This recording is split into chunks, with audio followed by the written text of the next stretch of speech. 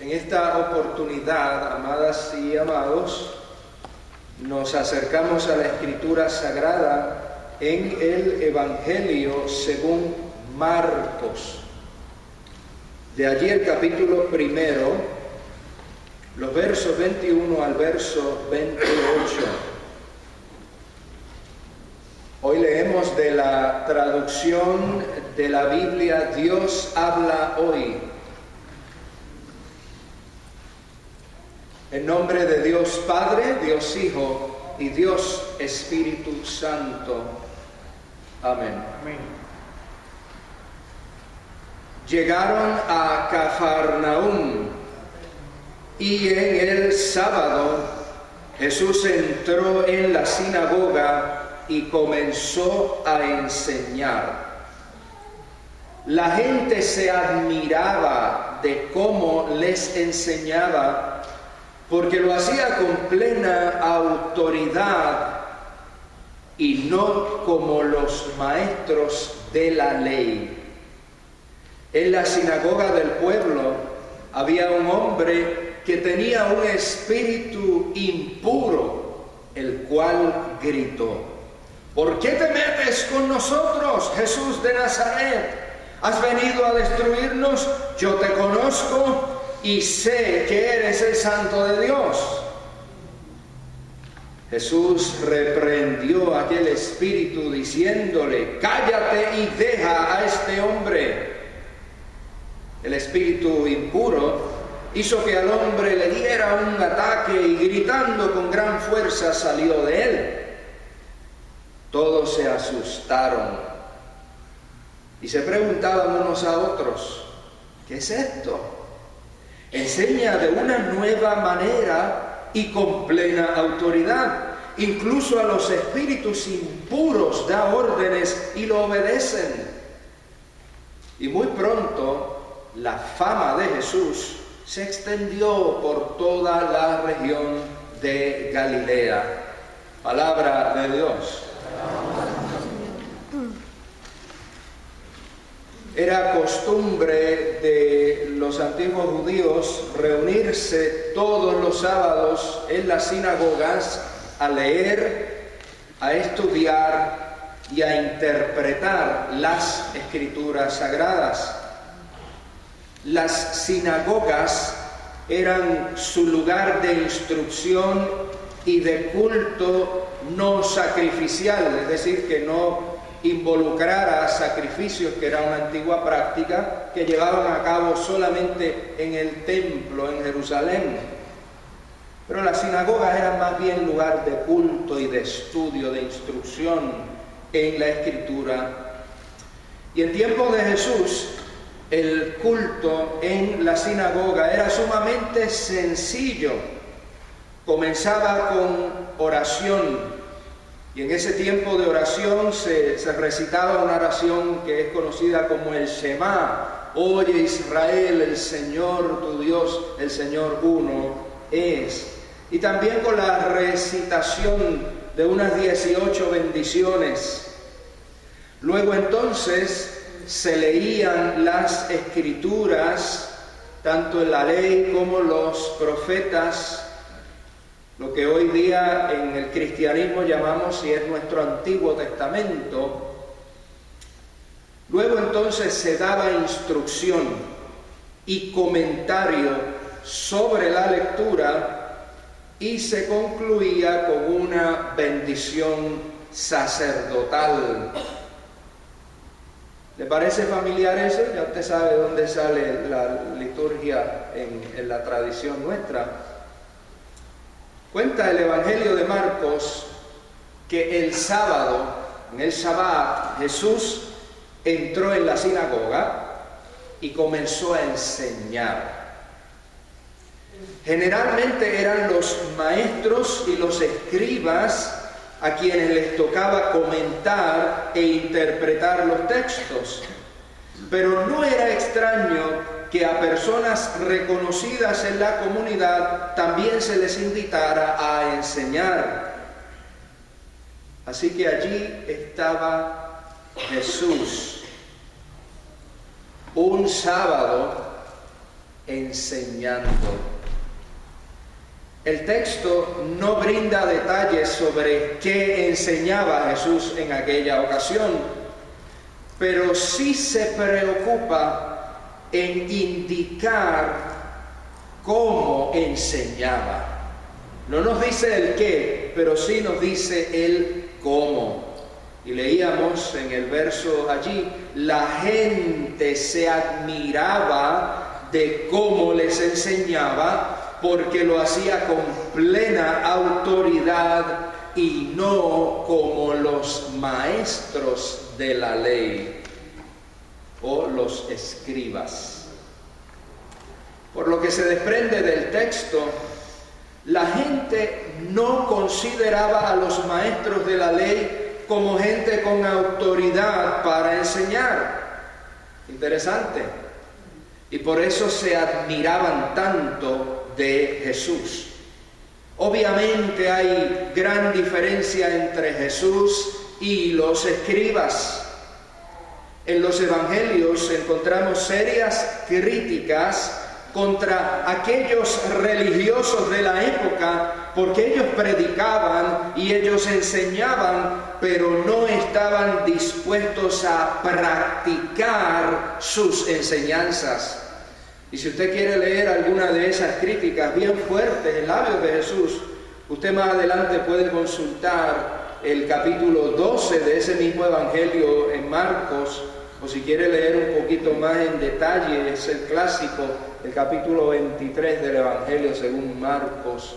Allí hay unas expresiones muy fuertes hacia los líderes religiosos de su tiempo. Y más aún, no solamente que ellos no practicaran lo que enseñaban, sino que con su acción constante lo que hacían era contradecir lo que estaban enseñando. Los escribas y los maestros de la ley podrían tener mucho conocimiento bíblico y mucho conocimiento teológico, pero les faltaba lo más importante, que es el testimonio de una vida que sea consona con la fe que se enseña. Sencillamente, mis hijas e hijos, no basta tener los conocimientos, la práctica tiene más valor. Una situación similar es señalada por el apóstol San Pablo en su primera carta a los Corintios, y de ella leíamos un pedacito hace un rato en nuestra liturgia, en el capítulo 8 en particular. Entre los miembros de la iglesia en Corinto, que es a quienes él escribió esa carta de la que leíamos, había algunos que les gustaba, in English is bragging, ¿verdad? Les gustaba jactarse de tener mucho conocimiento en la fe. Sin embargo, eran incapaces, por lo que allí se lee, de tener un amor sensible a las necesidades del prójimo. Y se escondían aquella gente tras pretextos para vivir como mejor les pareciera, indistintamente de las consecuencias que sus acciones pudieran tener sobre la vida y la fe de los demás. Tenían una actitud de esas de yo tengo el poder, yo tengo el conocimiento, soy libre de hacer lo que quiera, como quiera y cuando quiera. Ante tal situación, que continuó degenerando en un gran problema, Pablo les recuerda al escribirles que los conocimientos no tienen valor alguno si no son respaldados por el amor verdadero. Un amor que toma en consideración al prójimo, particularmente el prójimo vulnerable. Un amor que procura el bienestar común y no solo el bienestar propio e individual. Hermanas y hermanos queridos, no basta saber lo bueno. Eso no es suficiente. No basta con conocer lo bueno. Hay que practicarlo. Y de ahí entonces que la gente reconociera en Jesús la autoridad. Pues durante toda su vida Jesús estuvo dispuesto a poner en práctica lo que conocía, a poner en práctica lo que enseñaba y poner en práctica lo que predicaba. De ahí venía su autoridad, y su autoridad era tal que no solo era admirada por la gente, sino que también era reconocida y temida por las fuerzas malignas. Aún los espíritus impuros, leemos allí, los demonios que se manifestaban tenían que ceder ante la autoridad de Jesús. Los siglos han transcurrido, 2 milenios, es un montón de tiempo, un montón de años, pero seguimos viviendo en un mundo atormentado por poderes malignos. Sus manifestaciones son diferentes, pero siguen siendo poderes malignos, y como discípulas y discípulos de Jesucristo somos llamados a enfrentarlos. Y de entre esos poderes del mal pudiéramos mencionar solo algunas manifestaciones. Y si usted está esperando que yo diga gente revolcándose por el piso y botando espuma, eso usted lo puede ver en la televisión. Particularmente una película muy interesante se llamaba El Exorcista. Pero no es eso de lo que estamos hablando. No son esos los poderes del mal. Esos son los poderes de Hollywood. Hay otros poderes que están activos y que es importante reconocerlos para poder bregar con ellos. La vanidad de una sociedad que solo valora la belleza y el poder económico. Ahí tienen uno. Hay otro más por ahí. El maltrato físico y emocional a la niñez, a las mujeres y a los envejecientes. Y si usted no lo sabía, nosotros en Miami estamos entre las primeras ciudades en esos últimos 2 renglones. Ahí hay otro. La normalización del acoso como medio de gratificación personal. Bueno, si aquellos lo hacen, pues entonces yo también, ¿no? Ahí hay otro. La hipocresía de quienes se lucran y se enriquecen del pueblo que los eligió para servir. Los eligieron para servir, los elegimos para servir y no para enriquecerse más. Ahí hay otro. La injusticia de un mundo que está diseñado para explotar y para marginar a las personas más vulnerables. Por ahí hay otro. La corrupción administrativa en sectores del gobierno, en sectores de la empresa privada y en instituciones religiosas. Por ahí hay otro también, dando vueltas, la proliferación del terror como medio de control colectivo, la institucionalización del racismo, la homofobia, el machismo, la xenofobia y otras tantas modalidades de discriminación que pisotean y marginan a seres humanos. Por ahí hay otro más, la glorificación de la violencia en detrimento de la diplomacia, del diálogo y del acuerdo. Y otro más de los que anda por ahí muy feos, la desintegración y el quebrantamiento de la institución familiar. Y quizás el más temible y peligroso de todos, la priorización de la indiferencia sobre la compasión y la empatía.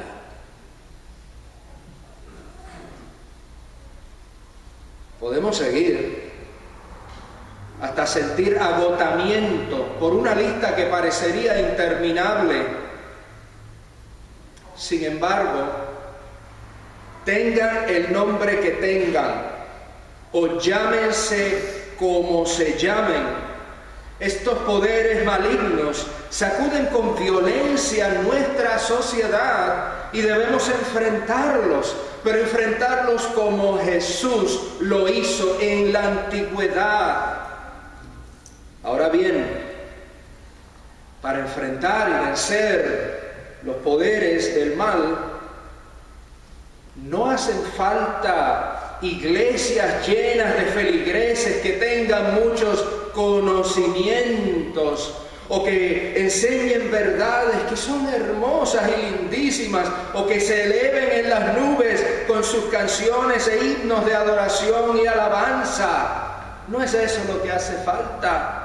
Hace falta la plena autoridad de corazones compasivos que practiquen la fe que predican y la fe que enseñan.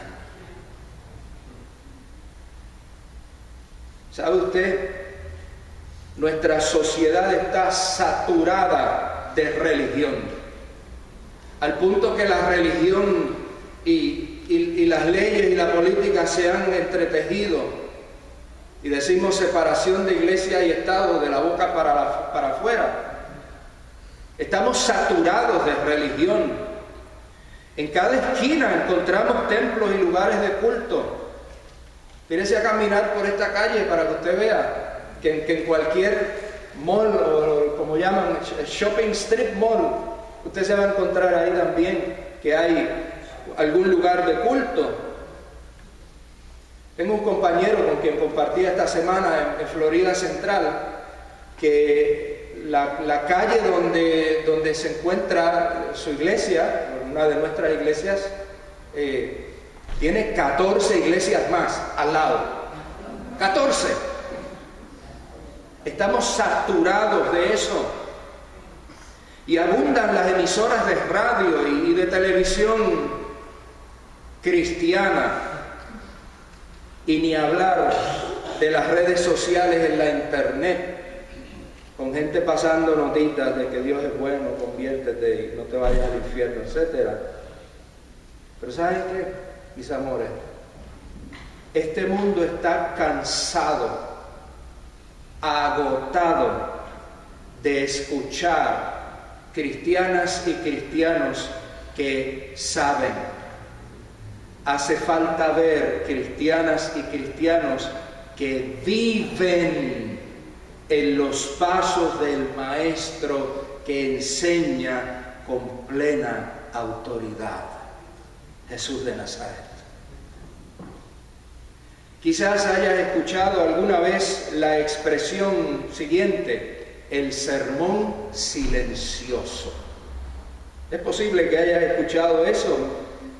En nuestro tiempo hacen falta más sermones silenciosos, hacen falta más enseñanzas silenciosas que no se oyen, no se escuchan, pero se ven en el día a día. Y lo más hermoso es que no se predican ni se enseñan en la sinagoga o en los templos. Cualquier lugar donde tú te encuentres es el lugar ideal para que con tu vida compartas un sermón silencioso o una enseñanza silenciosa. La iglesia, ¿y qué es la iglesia? Tú y yo. Podemos predicar y podemos enseñar de esta manera.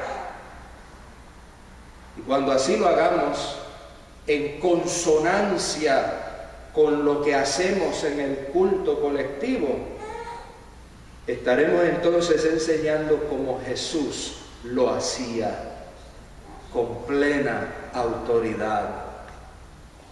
Y quienes nos rodean notarán la diferencia, como la notaron entre los maestros de la ley y Jesús, que es nuestro modelo, a quien tenemos que mirar, a quien tenemos que imitar y a quien somos llamadas y llamados a seguir en todo tiempo y en todo lugar. Soli Deo Gloria. Amado Señor, concédenos vivir en la autoridad de Jesús, que no es la autoridad de la tiranía, el abuso, la violencia, es la autoridad del amor, es la autoridad de la compasión, es la autoridad que se extiende para bendecir a la vida pisoteada y maltratada por el camino. Ayúdanos, Señor, a esforzarnos cada día en seguir sus pasos, a buscar cada día consonancia entre la proclamación nuestra, entre la afirmación de nuestra fe y la dirección y la vivencia de nuestros pasos cada día. Ayúdanos, pues, Señor, a vivir en comunión plena contigo y con nuestro prójimo y con nuestra naturaleza y con nuestro propio ser. Así lo rogamos, Señor, en nombre de Cristo Jesús, quien sea siempre alabado y reconocido. Aleluya. Amén. Y amén.